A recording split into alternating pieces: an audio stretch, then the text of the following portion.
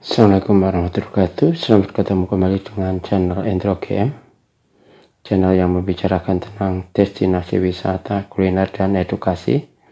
Hari ini kita akan membicarakan mengenai edukasi, yaitu mengenai SNBP, Seleksi Nasional Berdasar Prestasi. Saya ucapkan selamat bagi anak-anak yang hari ini atau kemarin masuk kuota eligible. Ini adalah satu langkah untuk anak-anak bisa mendapatkan tiket untuk ikut SNBP, Seleksi Nasional Berdasar Prestasi.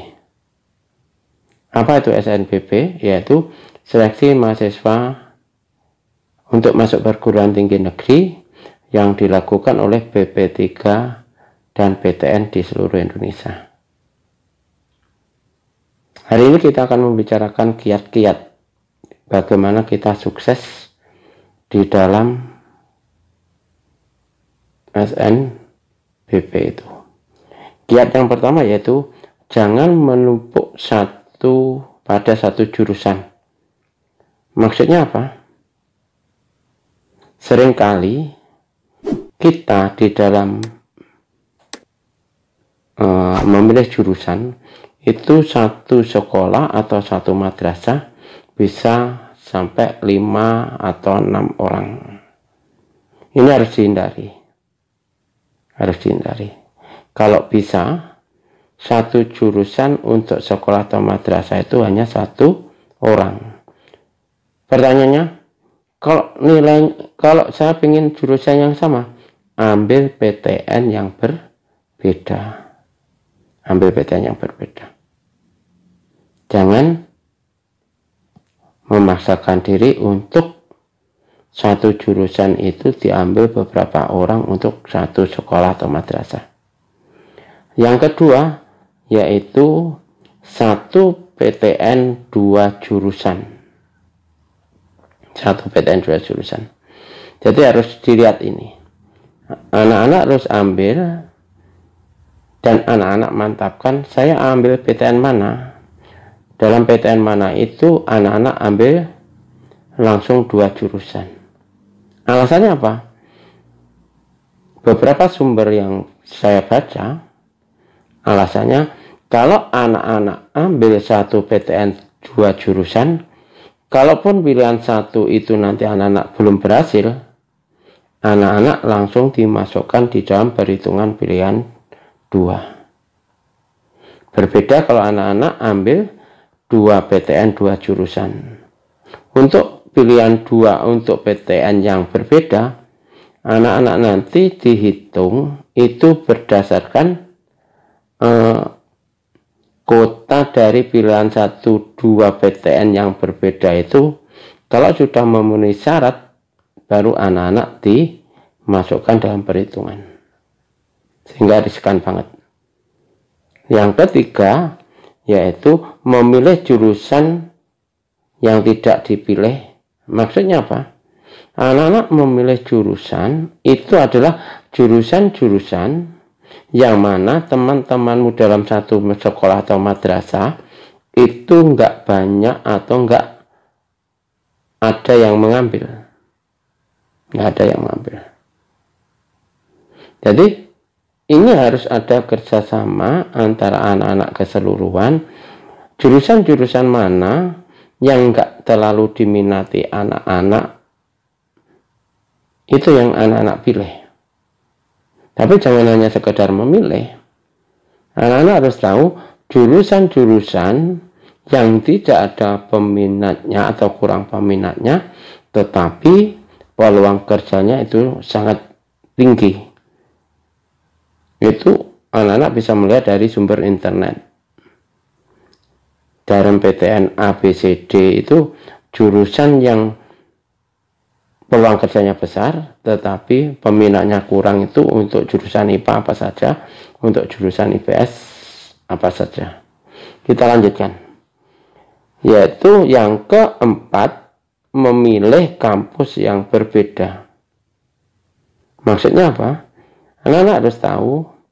Seringkali anak-anak memilih itu kesukaannya ikut-ikut teman. Atau anak-anak, saya pengennya di kota A. Dan keseluruhan madrasah atau sekolah pengennya ke kota A. Jangan begitu. Itu kurang bijak di dalam memilih. Ambil, yaitu apa?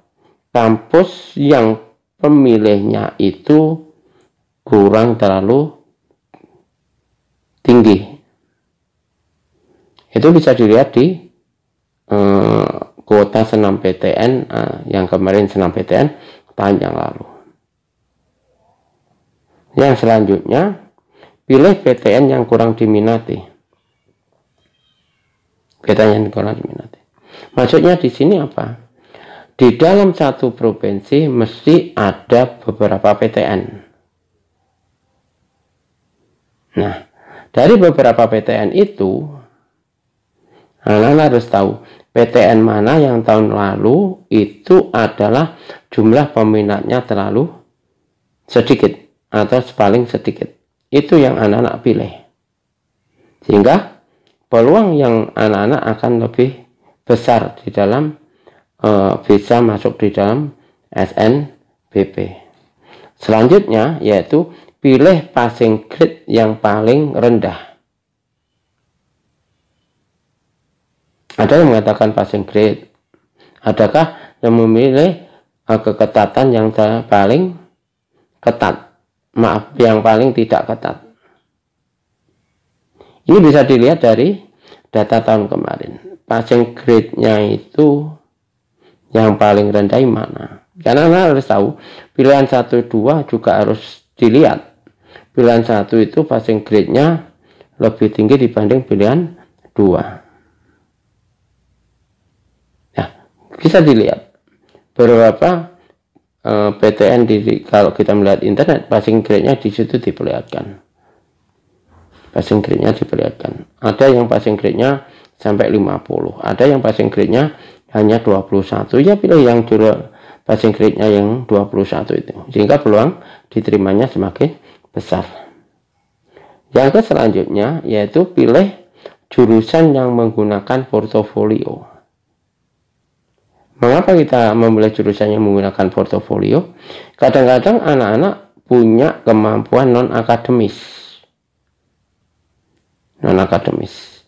Dan punya sertifikat. Itu bisa dijadikan modal awal yang lebih besar untuk anak-anak yang pilih jurusan yang memakai portofolio. Lanjut. Koreksi diri. Anak-anak di dalam madrasah atau sekolah itu, anak-anak perankingan itu masuk yang high atau upper, middle atau low. Kalau perankingan walaupun anak masuk eligible tapi yang low, ya jangan ambil jurusan yang passing grade-nya tinggi. Jangan ambil jurusan-jurusan yang peminatnya tinggi. Itu harus dilihat. Jangan sampai anak-anak nggak melihat koreksi atau nggak mengkoreksi kemampuan diri sendiri.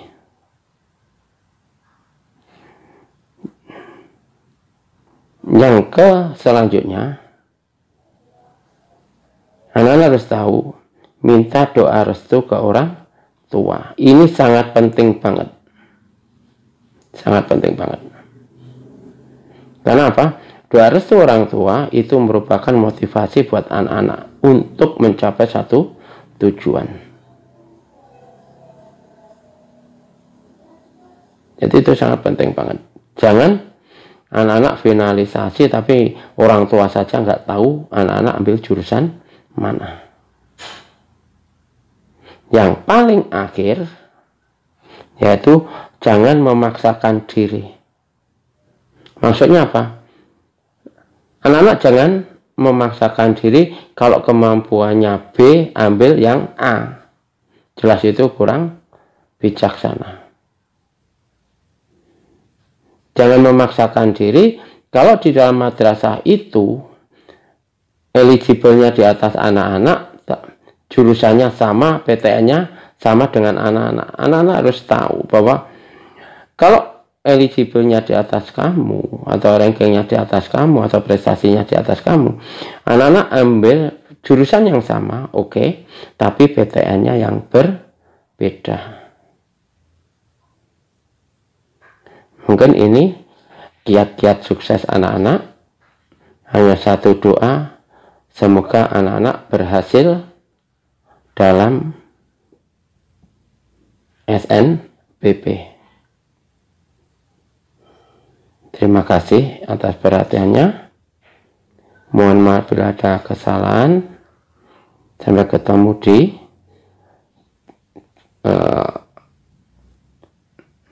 konten-konten yang lain. Sukses anak-anak adalah kebanggaan kita semua. Pak Indro tutup. Assalamualaikum warahmatullahi wabarakatuh.